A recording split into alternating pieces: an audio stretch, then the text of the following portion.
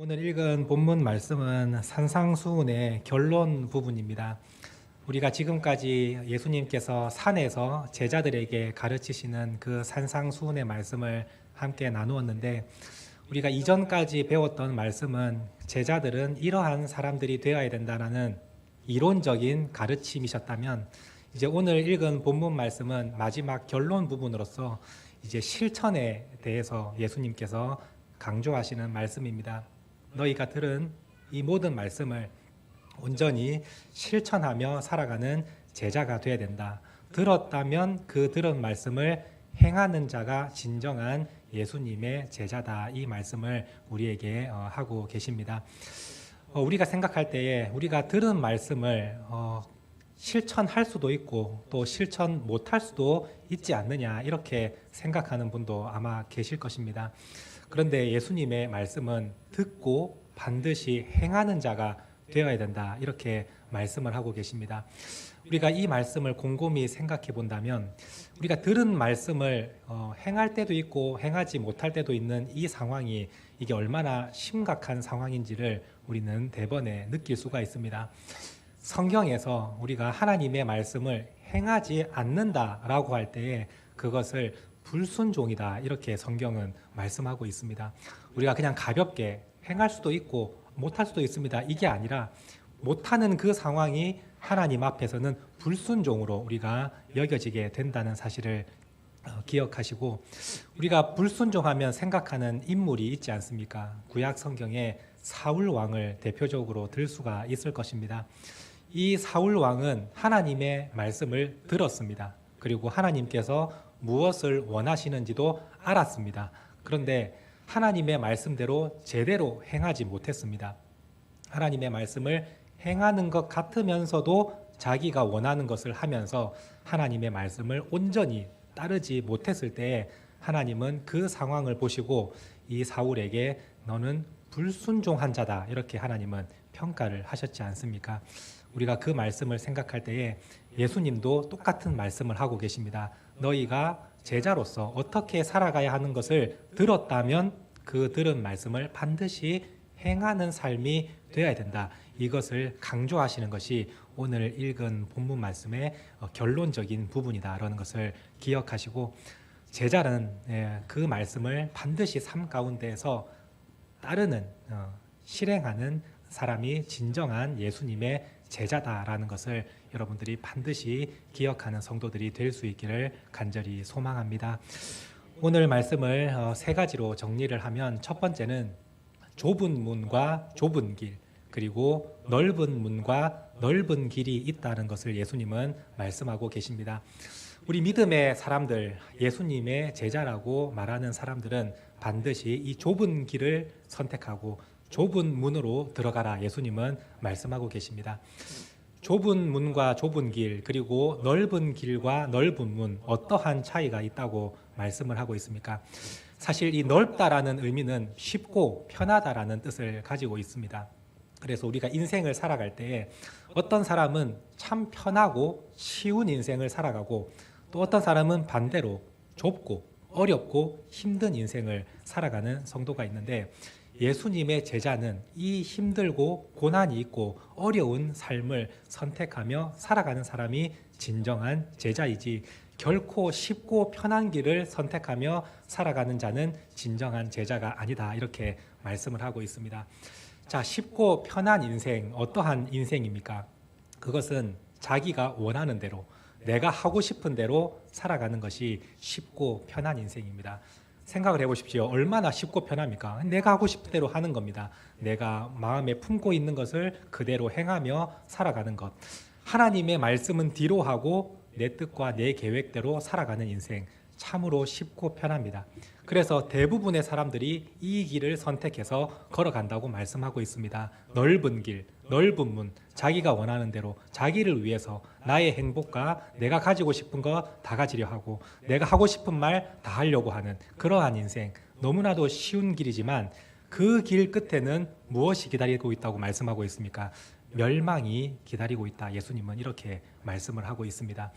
우리가 이 넓은 길, 너무나도 쉽고 편한 길이지만 그 길을 절대로 선택할 수 없는 이유는 그 길 끝에는 멸망이 기다리고 있기 때문에 우리는 이 길을 선택하지 않는 것입니다. 그렇다면 좁은 길, 좁은 문은 어떤 인생입니까?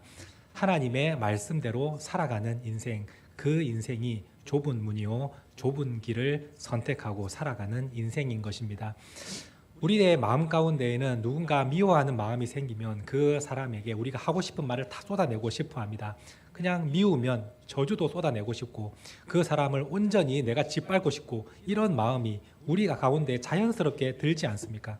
그런데 일반 사람들은 하나님의 말씀을 버리고 자기의 마음에 품은 대로 편하게 살아갑니다. 그런데 믿음의 사람은 하나님의 말씀으로 다스림을 받는 것입니다. 원수를 위해서 기도하고 그 사람이 어려움에 처하면 도와주고 그 원수도 품어주는, 이게 얼마나 힘들고 고단한 인생입니까? 그 길이 비록 좁은 문이고 좁은 길이라 할지라도 주님은 말씀합니다. 그 끝에 생명이 있다라고 말씀을 하시고 그 길 가운데에 주님이 함께 하신다 이렇게 말씀하고 있기 때문에 우리는 인생의 모습을 볼 때는 분명히 넓고 편한 길이 있지만 그 길을 선택하지 않고 하나님의 말씀을 붙들고 그 말씀에 다스림을 받는 좁고 험한 그 길을 우리는 선택해서 살아가는 것 아니겠습니까? 이 길을 걸어갈 때에 주님께서 함께 하시고 주님께서 우리 가운데에 은혜를 더하여 주시고 그 마지막에 생명을 허락해 주신다고 말씀을 하고 있습니다. 우리가 이 말씀을 생각해 볼 때에 우리는 주님의 말씀을 실천하며 살아가기가 참으로 어려울 때가 많습니다. 가장 낮은 자리에서 섬기는 자가 되어야 되고 또한 우리에게 해를 끼치는 사람을 품어주고 용서해주는 자가 되어야 됩니다. 주님의 말씀을 생각할 때마다 우리는 너무나도 어떨 때는 숨이 막힐 때도 있고 그 말씀을 실천하기가 너무나 힘들게 느껴질 때도 있습니다. 그런데 우리가 오늘 이 말씀을 생각하면서 이 길 끝에 생명이 있고 영원한 천국이 기다리고 있기 때문에 우리는 그것을 바라보고 지금 비록 내 삶은 좁고 힘들고 협착하고 험한 길이지만 그 길을 말씀을 붙들고 기도하며 살아갈 때에 주님께서 우리의 길에 동행하시고 그 끝에 영원한 생명을 주시는 모습을 바라보며 오늘도 힘들지만 수고하며 살아가는 인생이 될 수 있기를 바랍니다. 그러면 반드시 여러분들의 마지막 그 끝에는 영광스러운 하나님의 상급이 기다리고 있는 것입니다. 지금은 비록 힘들지만 우리는 이 힘든 삶을 기쁨으로 살아갈 수 있게 되기를 원합니다. 우리가 운동선수들을 한번 생각해 본다면 운동선수들은 어떠한 대회를 앞두고 그 인생 모든 기간을 자신의 삶을 내려놓고 자기가 하고 싶은 것도 포기하고 절제하면서 자기를 훈련하며 살아가지 않습니까? 하루하루 고단한 훈련인데도 땀을 흘리면서 살아갑니다. 그런데 이 운동선수는 마지막에 내가 이 수고와 노력 끝에는 결국에는 그 대회에서 좋은 성적을 거둘 수 있다는 그 희망을 가지고 하루하루를 기쁨으로 살아가지 않습니까? 내가 오늘 힘들고 고단한 훈련을 하지만 오늘 하루 내가 어제보다 더 단련되고 또 어제 하지 못했던 일을 내가 이루어내는 그 모습을 보면서 기쁨으로 살아가지 않습니까? 우리는 그 모습을 보고 불쌍하다고 얘기하지 않습니다. 멋진 인생이라고 말을 합니다.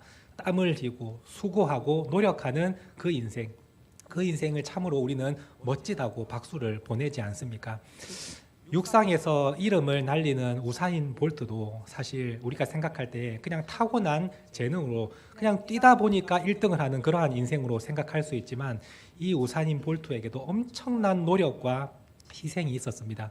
자기가 하고 싶은 것을 다 내려놓고 그 대회를 준비하면서 자기의 있는 모든 삶을 절제하면서 피나는 노력과 훈련을 해서 결국에는 그 자리에까지 올라간 사람이 우사인 볼트이고 축구계에서도 호날두라는 이름 있는 선수가 있습니다. 그 사람이 태어날 때부터 축구를 잘해서 그 자리에 올라갔습니까? 남들보다 더 많은 훈련과 그리고 남들보다 더 일찍 와서 제일 늦게 퇴근하는 그러한 삶을 살아갔습니다. 자기 관리에 철저하고 먹고 싶은 것도 자제하고 놀고 싶은 것도 멈추면서 이 선수는 끝까지 자기의 커리어를 위해서 하루하루 단련하면서 훈련할 때 우리는 그 삶을 보고 참으로 멋지다고 이야기를 하는 것처럼 우리 믿음의 사람도 똑같습니다. 오늘 하루를 하나님의 말씀으로 비록 협착하고 좁은 길이지만 그 길을 단련하고 훈련하고 참아내고 절제하고 이겨내면서 살아갈 때에 우리의 그 마지막에 영광스러운 사실이 있다는 것을 기억하면서 여러분들이 어제와는 또 다른 오늘의 내 모습을 바라보면서 기쁨으로 살아갈 때에 우리 믿음의 그 삶의 모습은 참으로 멋진 인생이 될 것입니다. 여러분들이 이 사실을 기억하시고 오늘 내가 하나님의 말씀으로 절제하고 또한 수고하고 헌신하는 그 삶을 나는 왜 이렇게 살아야 하나? 나도 넓은 길을 걷는 사람들처럼 마음대로 살고 싶다. 이러한 인생이 아니라 지금 내가 훈련하고 단련하는 그 모습을 생각하면서 이 모습은 참으로 믿음의 사람에게 멋지고 아름답고 영광스러운 모습이다라는 것을 잊지 마시고 끝까지 믿음의 훈련을 하는 귀한 성도님들이 될 수 있기를 간절히 바랍니다. 예수님은 두 번째로 열매로 그 사람을 알 수 있다 이렇게 말씀을 하십니다.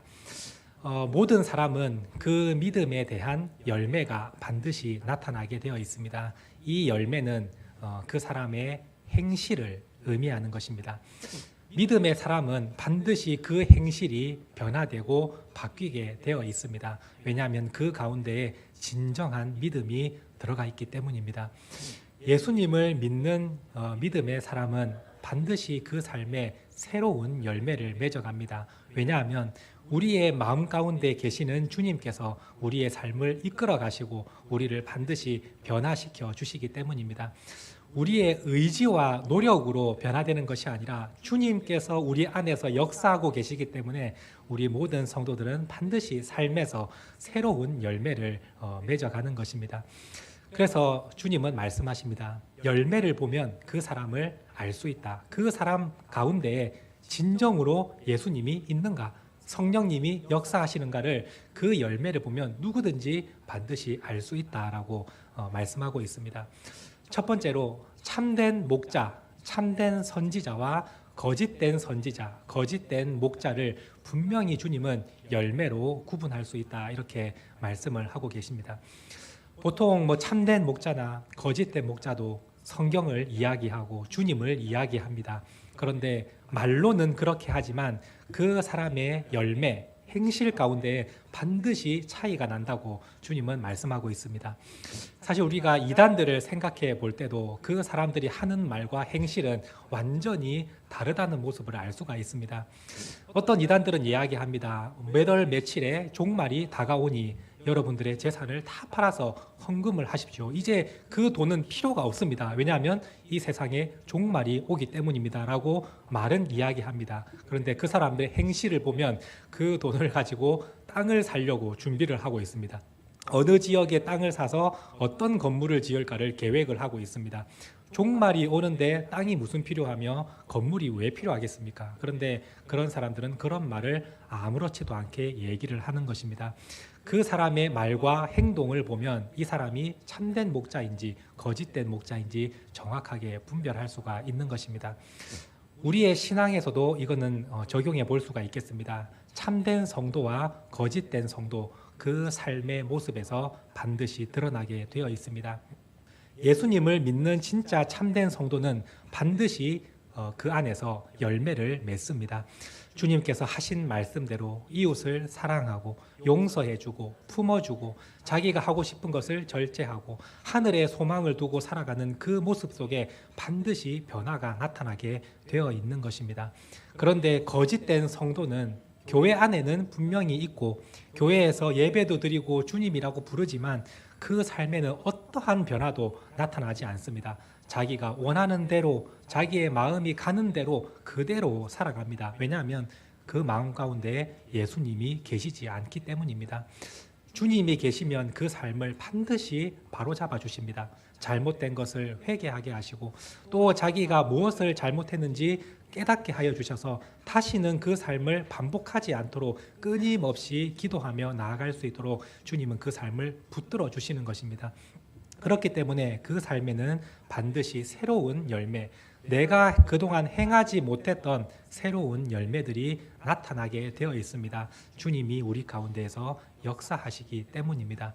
그래서 그 열매를 보면 이 사람이 참된 성도인지 아니면 무늬만 성도인지를 우리는 분명히 구별할 수 있는데, 여러분들의 삶에는 어떠한 열매를 맺고 있습니까? 여러분들이 혹시 내 삶에도 하나도 말씀의 열매가 맺혀지지 않고 예수님을 믿기 전이나 믿은 후나 똑같은 모습으로 살아가고 있다면, 여러분들이 지금 내가 진정으로 예수님을 믿고 있는가? 아니면 내가 성공과 나의 부유함을 위해서 내가 예수님을 믿는 그런 예수님도 우상으로 여기며 살아가고 있지는 않는가? 여러분들의 삶을 한번 점검해 볼 수 있기를 원합니다. 여러분들이 예수님을 믿는다면 분명히 이런 열매들이 맺힌다고 성경은 말씀하고 있습니다. 성령의 열매에 대해서 갈라디아서 5장 22절에서 23절에 이렇게 말씀하고 있습니다. 우리 함께 같이 읽도록 하겠습니다. 오직 성령의 열매는 사랑과 희락과 화평과 오래 참음과 자비와 양선과 충성과 온유와 절제니 이 같은 것을 금지할 법이 없느니라. 사람의 힘으로는 이러한 열매를 맺을 수가 없지만 주님께서 우리 안에 계시고 성령께서 우리 안에 역사하시면 이러한 열매들이 맺힐 수밖에 없다라고 성경은 말씀하고 있습니다. 우리가 주님의 이름을 붙들고 기도하면서 말씀을 가지고 살아간다면 여러분들의 삶에도 이런 성령의 열매가 맺히게 될 것입니다. 이 열매로 주님은 그 사람이 참된 성도인지 아닌지를 확인하신다고 말씀하고 있습니다. 여러분들의 삶 가운데 과연 이러한 열매가 맺히는지 스스로를 점검해 보시고, 나는 과연 성경에서 말씀하시는 참된 성도인지 진정한 예수님의 제자인지 여러분들이 살피셔서 혹시 부족함이 있다면 주님께 더욱더 기도하며 말씀을 붙들고 살아감으로 성령의 열매들이 풍성하게 맺히는 믿음의 사람들이 될 수 있기를 간절히 소망합니다. 21절 말씀을 보시면 이렇게 되어 있습니다. 우리 21절 말씀을 함께 읽도록 하겠습니다. 나더러 주여 주여 하는 자마다 다 천국에 들어갈 것이 아니요 다만 하늘에 계신 내 아버지의 뜻대로 행하는 자라야 들어가리라. 여기서 예수님이 말씀하신 내 아버지의 뜻이라는 것은 하나님께서 보내주신 그 하나님의 아들 예수님을 믿는 믿음을 의미하는 것이고, 그 예수님의 말씀대로 따르는 삶을 하나님의 뜻대로 행하는 자다, 이렇게 말씀하고 있습니다. 우리가 예수님을 믿지도 않는데 그냥 성경에 기록되어 있으니까 이 말씀을 지키겠다, 사실 지킬 수도 없지만 그것을 지킨다고 해도 우리는 구원을 얻을 수 없을 것입니다. 하나님의 뜻은 그분이 보내신 예수 그리스도를 믿는 것이고, 그리고 우리가 그분을 믿는다면 그분이 하신 말씀을 듣고 행하는 그 삶이 하나님의 뜻대로 사는 사람임을 여러분들이 기억하시고, 하나님의 뜻대로 행하는 자는 반드시 열매를 맺고 천국으로 들어간다는 사실을 여러분들이 기억할 수 있게 되기를 원합니다. 주님께서 마지막으로 세 번째로 이 말씀을 하십니다. 24절 말씀을 보시면 그러므로 누구든지 나의 이 말을 듣고 행하는 자는 그 집을 반석 위에 지은 지혜로운 사람 같다, 이렇게 말씀을 하고 계십니다. 세 번째로 다시 한번 주님은 행함에 대해서 실천적인 것을 강조하고 계십니다. 너희가 들었다면 그 말씀을 반드시 행하는 자가 되어야 된다. 주님은 이렇게 말씀하고 계십니다. 우리 믿음의 성도는 그냥 머리로만 그 말씀을 이해하고 아는 정도로 그쳐서는 안 되는 것입니다. 그 말씀이 반드시 삶으로 실행이 될 때 그 사람이 진정한 주님의 자녀고 예수님의 제자다, 이렇게 말씀을 하고 있는데, 주님의 말씀을 듣고 행하는 자는 반석 위에 집을 지은 것과 같아서 그 집은 절대로 무너지지 않는다라고 말씀을 하고 있습니다. 이 집이 언제 무너지게 되어 있습니까? 어떨 때는 우리가 시련과 고난과 이 땅 가운데 위기를 만났을 때에 그 집이 무너지는 성도도 있을 것이고, 예수님께서 말씀하신 이 마지막에 무너지는 이 상태는 심판을 당할 때에 말씀을 하고 계시는 것입니다.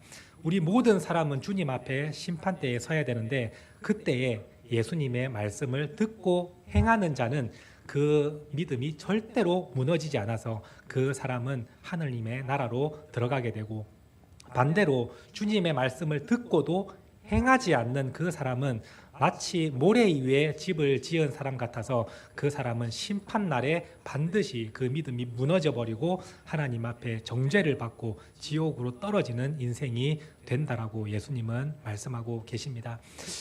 반석 위에 집을 짓는 것은 너무나도 괴롭고 힘든 일입니다. 왜냐하면 이것은 당시 이스라엘의 문화를 생각해 보아야만 알 수 있는 말씀인데, 그 당시 집을 지으려고 하면 반드시 모래와 흙을 걷어내야 됩니다. 그래서 그 땅을 파서 반석이 나올 때까지, 돌이 나올 때까지 그 땅을 파내야 됩니다. 그리고 나서 반석을 만났을 때에 그 위에다가 집을 지어야 그 집은 안전한 집이 되는데, 이 땅을 파는 작업이 너무나 괴롭고 힘들어서 그냥 쉽게 모래 위에다가 집을 지으면 나중에 비가 오면 그 기반이, 모래가 진흙으로 바뀌고 기반이 약해져서 그 집이 무너져 내리는 그 이스라엘의 현상을 이야기하고 있는 것입니다. 이 모래와 흙을 파는 작업이 얼마나 어렵고 힘든 일입니까? 고단한 일입니다. 그런데 주님은 말씀합니다. 그것을 파내고 반석 위에다가 집을 지을 때 그 믿음은 온전한 믿음이 될 것이다, 이렇게 말씀을 하시는데, 이것을 우리의 삶으로 적용해 보면 우리가 살아오는 삶 가운데에 우리가 습관도 있을 것이고 우리가 내려놓지 못하는 자아도 있을 겁니다. 그런데 그것을 다 파내고 주님의 말씀에서 다시 한번 인생의 믿음을 세우고 살아갈 때에 그 믿음은 절대로 흔들리지 않는, 주님 앞에서 인정받는 믿음이 되지만, 그것을 하기가 귀찮아서 내 습관, 내 자아 그대로 가지고 가면서 말씀과 섞여서 살아간다면 결국 그 믿음은 우리가 이런 인생에서도 풍파로 흔들리게 되고 결국 하나님의 심판 앞에서 그것은 낱낱이 밝혀져서 그 믿음은 다 무너지는 믿음으로 하나님 앞에 인정을 받게 된다, 이렇게 말씀을 하고 계십니다. 오늘 우리의 삶 가운데 이 땅을 파는 작업이 얼마나 힘든 일입니까? 내 자아를 죽이고 내가 더 낮아지고 내 습관을 버리고 하나님의 말씀대로 살아가는 것 결코 쉬운 일이 아닙니다. 그런데 그 일을 끝까지 해내고 말씀의 반석 위에서 새롭게 여러분들의 신앙을 세우며 인생을 건설해 나아갈 때에 그 인생을 하나님께서 반드시 붙드시고 그 집은 절대로 무너지지 않는 집이 되게 해주신다는 그 주님의 말씀을 기억하며 여러분들의 삶 가운데 새로운 집을 지어갈 수 있게 되기를 원합니다. 여러분들의 습관과 자아 속에서 말씀의 집을 짓는 것이 아니라 모든 것을 다 파내고 하나님의 말씀을 기초로 해서 그 말씀에 다스림을 받는 신앙을 세워갈 때에 하나님은 그 인생에 반드시 함께 하시고 놀라운 은혜와 복을 주신다고 말씀하고 계십니다. 여러분들이 이 말씀을 들었으니 이제는 행하는 성도가 될 수 있기를 원합니다. 이 말씀이 머릿속에 머무르는 그러한 인생이 아니라 진짜 삶으로 살아내는 인생이 되신다면 하나님께서 그 좁은 길과 좁은 문을 선택해서 나아가는 그 길 가운데 하나님께서 함께 하시고 순종하는 삶에 반드시 복을 주신다고 하나님은 약속하십니다. 우리 신명기 30장 9절 말씀을 우리 마지막으로 함께 읽도록 하겠습니다. 내가 내 하나님 여호와의 말씀을 청종하여 이 율법책에 기록된 그의 명령과 규례를 지키고 내 마음을 다하며 뜻을 다하여 여호와 내 하나님께 돌아오면 내 하나님 여호와께서 내 손으로 하는 모든 일과 내 몸의 소생과 내 가축의 새끼와 내 토지 소산을 많게 하시고 내게 복을 주시되 곧 여호와께서 내 조상들을 기뻐하신 것 같이 너를 다시 기뻐하사 내게 복을 주시리라. 여호와의 말씀을 청종하는 자에게 하나님께서 복을 주신다 말씀합니다. 이 청종이라는 단어가 듣고 따른다라는 뜻입니다. 우리가 오늘 주신 이 예수님의 모든 말씀대로 내가 들은 말씀을 이 땅 가운데서 행하는 삶이 되겠습니다라고 고백할 때에 그 좁은 길 가운데에 주님께서 함께 하시고 우리가 생각하지 못한 놀라운 은혜와 복을 주셔서 끝까지 그 구원의 그 길을 갈 수 있도록 주님께서 반드시 도와주실 것입니다. 이 은혜가 여러분들의 삶 가운데 풍성하게 넘치는 귀한 은혜가 임할 수 있기를 간절히 소망합니다.